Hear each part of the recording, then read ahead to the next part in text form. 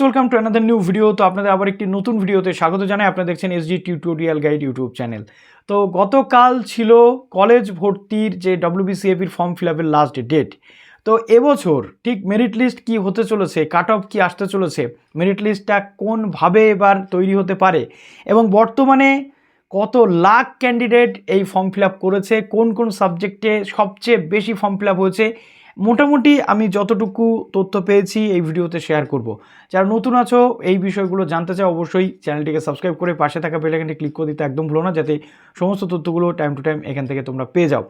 তো স্নাতকে আমরা বর্তমানে যেটা দেখতে পাচ্ছি যে অলরেডি শেয়ার করে দিয়েছিলাম লাস্ট কদিন আগেও বা গতকালও শেয়ার করে দিয়েছিলাম 20 lakh plus form fill up হয়ে গেছে। আজকের যে তথ্য পেয়েছি সেই তথ্য অনুযায়ী বহু ফর্ম ফিল আপ হয়েছে। সব রেকর্ড বলতে গেলে এক প্রকার কমপ্লিট করে দিয়েছে, সব রেকর্ড ভেঙে দিয়েছে।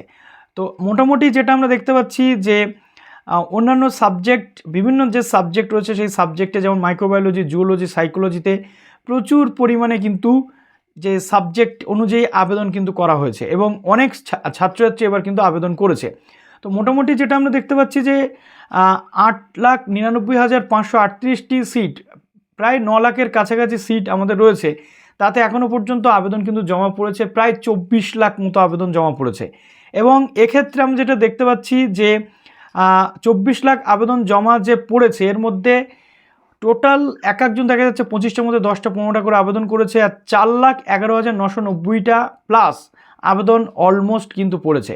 শুধু এবছর উচ্চ মাধ্যমিক পাশ করেছে কিন্তু 5,71,355 জন।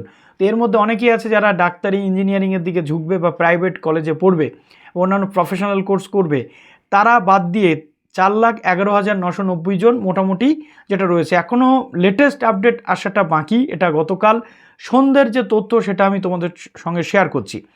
এবং এর সাথে মোটামুটি যদি আমরা দেখি যে এটা শুধুমাত্র ওয়েস্ট বেঙ্গল কাউন্সিলের, এর সাথে সিবিএসসি, যেহেতু সিবিএসসি রেজাল্ট ক্লিয়ারেন্স নিয়ে একটা প্রবলেম চলছে, সিবিএসসির ক্যান্ডিডেট, তারপরে তোমাদের আইসিএসসির ক্যান্ডিডেটরাও মোটামুটি অলমোস্ট 1,72,021 জন মতো ক্যান্ডিডেট ভর্তির জন্য ক্যাপের মাধ্যমে আবেদন কিন্তু করেছে। এমনকি এখানে ছাত্রীর সংখ্যা প্রায় 2.5 লাখের কাছাকাছি, মানে ছাত্রীরা এবার বাজিমাত করে দিয়েছে। ভর্তির আবেদনের নিরিখে প্রথম 5টি কলেজ রয়েছে কলকাতার, এক হচ্ছে আশুতোষ কলেজ, সুরেন্দ্রনাথ কলেজ, মালদা গৌড়বঙ্গ বিশ্ববিদ্যালয় বা মালদার যে গৌড় মহাবিদ্যালয় এবং আর্মহার্স্ট স্ট্রিটের যে তোমাদের সিটি কলেজ রয়েছে। ঠিক আছে, এবার দেখা যাক যে কোন কোন সাবজেক্টে কি আবেদন জমা পড়লো। সাইকোলজি টপে ছিল, এখানে 1106টা সিটের জন্য সাইকোলজিতে 19,014টা ফর্ম কিন্তু ফিল আপ হয়েছে। মাইক্রোবায়োলজিতে 1967টা সিটের জন্য 29,057টা ফর্ম কিন্তু জমা পড়েছে।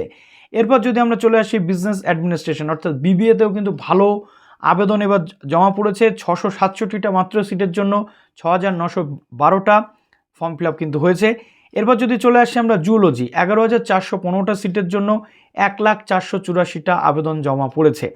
ইংরেজিতে আমরা যদি দেখি তাহলে 56,912টা সিট রয়েছে টোটাল, তার মধ্যে 1,88,554টা ফর্ম ফিল আপ কিন্তু হয়েছে ইংলিশে। রাষ্ট্রবিজ্ঞানের ক্ষেত্রে যদি দেখছি তাহলে ভীষণ গ্রোথ হয়েছে। 63,366টা সিটের জন্য 1,76,023টা আবেদন কিন্তু জমা পড়েছে। বাংলার জন্য যদি আমরা দেখছি তাহলে 1,08,001টা সিটের জন্য 2,46,000 আসন, অর্থাৎ 2,46,000 প্লাস কিন্তু অ্যাপ্লিকেশান জমা পড়েছে।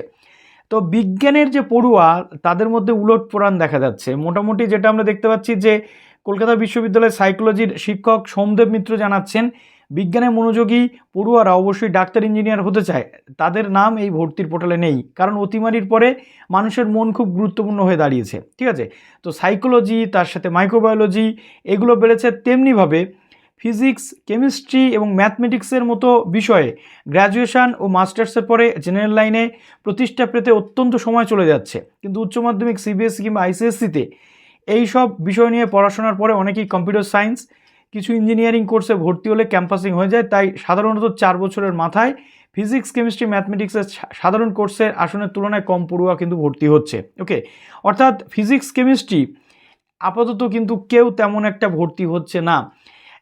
আমরা যদি দেখি বা ম্যাথে, সেই জায়গাতে ভর্তি হচ্ছে মাইক্রোবায়োলজি, জুওলজি বা এই যে সাবজেক্টগুলো রয়েছে এই সাবজেক্টগুলোতে, অর্থাৎ বায়োসায়েন্সের স্টুডেন্টসরা বেশি করে কিন্তু অ্যাডমিশন নিতে চলেছে। এখন প্রশ্ন হচ্ছে যে এই যে আবেদন জমা পড়েছে, আমরা যদি দেখি 8 লাখ থেকে 9 লাখ সিট রয়েছে, যদি 6 লাখ থেকে 7 লাখও আবেদন জমা পড়ে তবুও 2 লাখ সিট কিন্তু বেশি থাকবে। তাই প্রথম দিকে প্রথম যে লিস্ট আসবে ফার্স্ট ফেজে, সেখানে আমি বলবো সিট কিন্তু যে সিট অনুযায়ী সেই অনুযায়ী কাট অফটা একটু বেশি থাকবে। তাই তোমাদের দুশ্চিন্তা করলে চলবে না। কাট অফ কেন বেশি থাকবে, কেননা এর মধ্যে থেকে আবার অনেক ক্যান্ডিডেট ডাক্তারি বা ইঞ্জিনিয়ারিংয়ে চান্স পেয়ে গেলে চলে যাবে, বা অন্য প্রফেশনাল কোর্সে চান্স পেয়ে গেলে চলে যাবে। কিন্তু প্রবলেম যেটা হচ্ছে, নার্সিং আছে বা আরও অনেক প্রফেশনাল কোর্স আছে, প্রবলেম যেটা হচ্ছে ফার্স্ট লিস্টে কাট অফটা হাই থাকবে, অনেকের মন খারাপ হবে। যারা 60 থেকে 70-র কাছাকাছি থাকবে তারা তাদের ফার্স্ট প্রেফারেন্সের চান্স নাও পেতে পারো। বাট অ্যাডমিশন নিয়ে রাখবে, দেখবে ফার্স্ট প্রেফারেন্সের চান্স না পেলেও আপগ্রেডেশন রাউন্ডে তোমরা পেয়ে যাচ্ছ। তাই একদম দুশ্চিন্তা কিন্তু কোনো কারণ নেই। ভালো থাকবে সবাই, বেস্ট অফ লাক।